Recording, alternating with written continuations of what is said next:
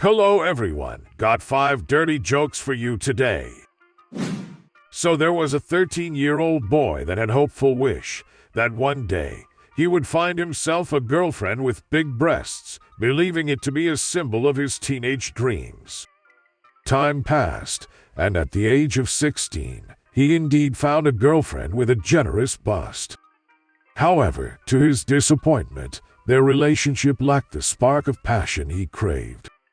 Recognizing his need for a partner who possessed an exuberant zest for life, he set out on a new quest. During his college years, he embarked on a romantic journey with a girl full of passion. Yet, as he discovered, her emotions ran high, often transforming ordinary situations into emergencies.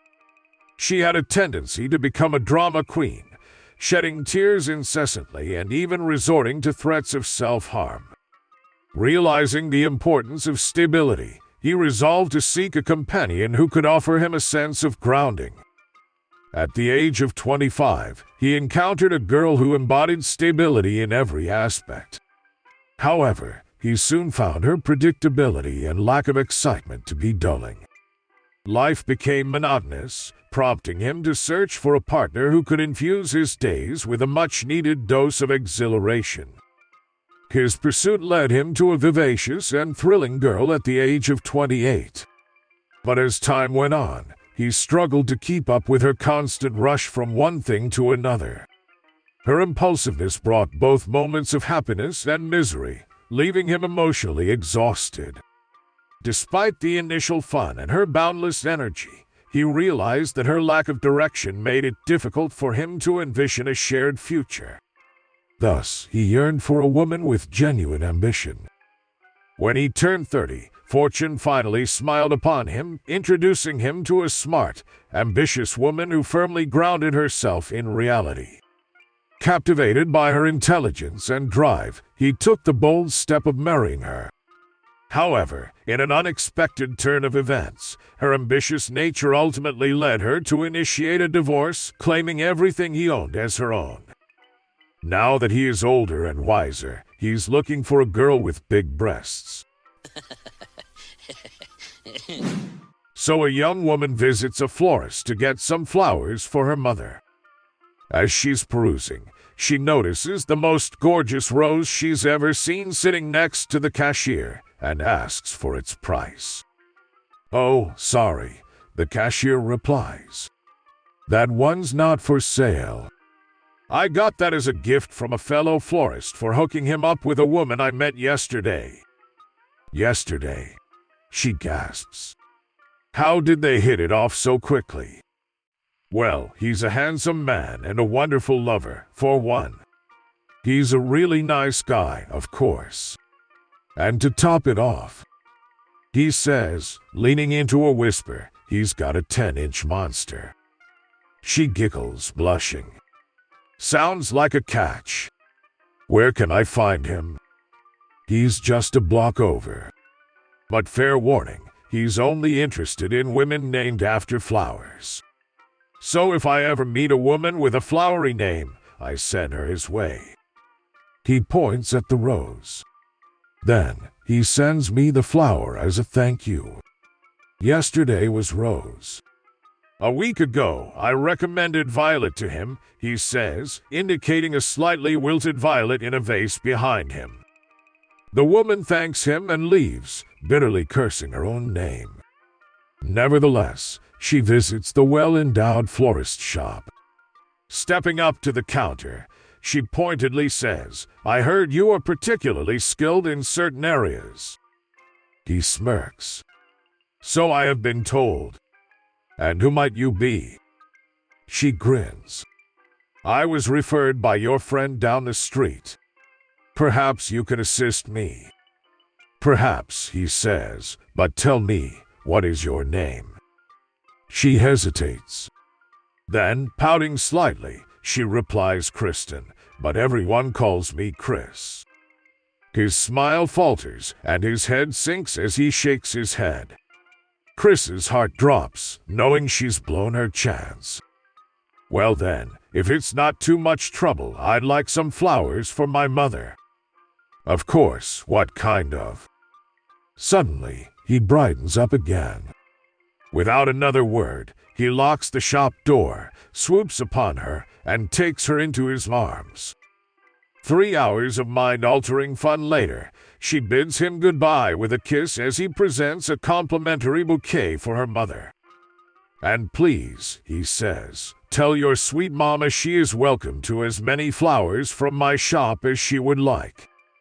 Flustered with ecstasy, she promises to convey the message and calls her mother that night to tell her everything.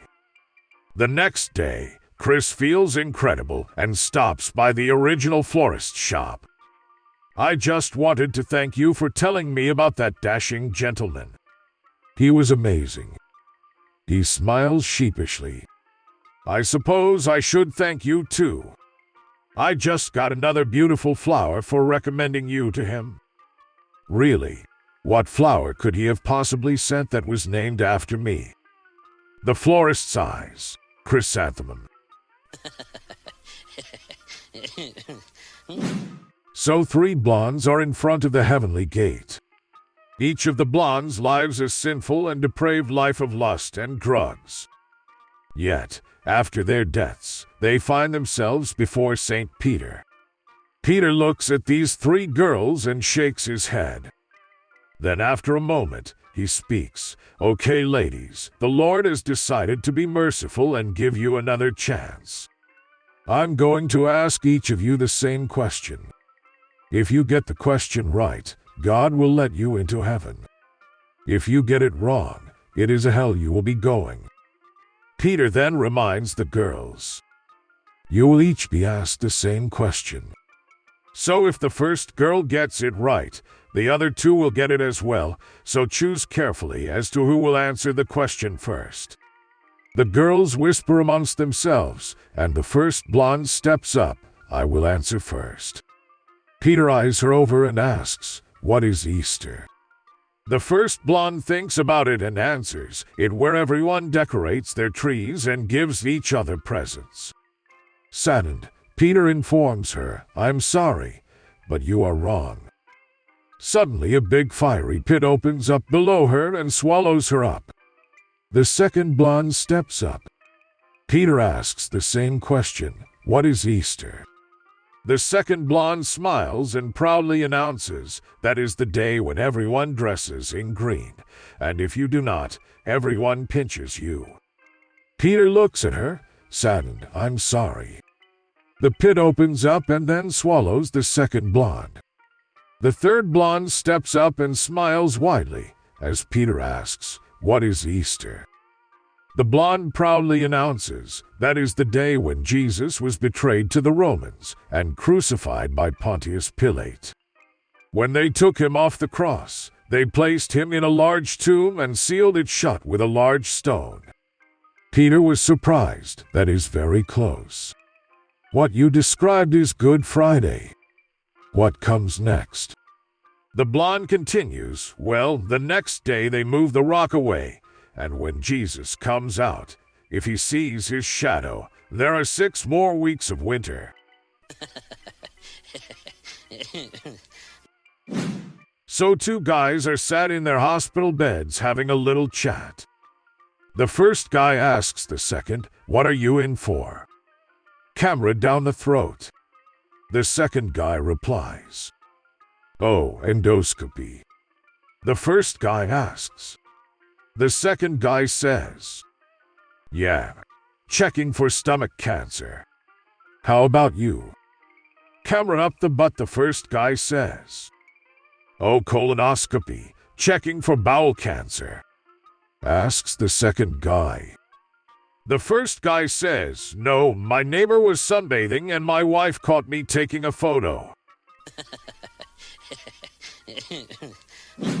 So a blonde lived with 2 blonde roommates. She bought a new car, and on the way home from the dealer got caught in a terrible hailstorm. Her brand new car was dented all over. When she got home, she called the service department to ask what she should do. They offered to send the car to a mechanic, but she'd have to pay for it. She tells them she has absolutely no money. Couldn't they just send someone anyway? The service chief, being a prankster, told her to wait till the car was cool and then blow hard on the tailpipe, which would pop out all the dents. A half hour later, her roomies saw her on her knees behind the car, blowing as hard as she could. They asked what the heck she was doing, and she told them, adding in a perplexed tone, "But it's not working." "You dummy," one of her blonde roommates said. "You have to roll up the windows first."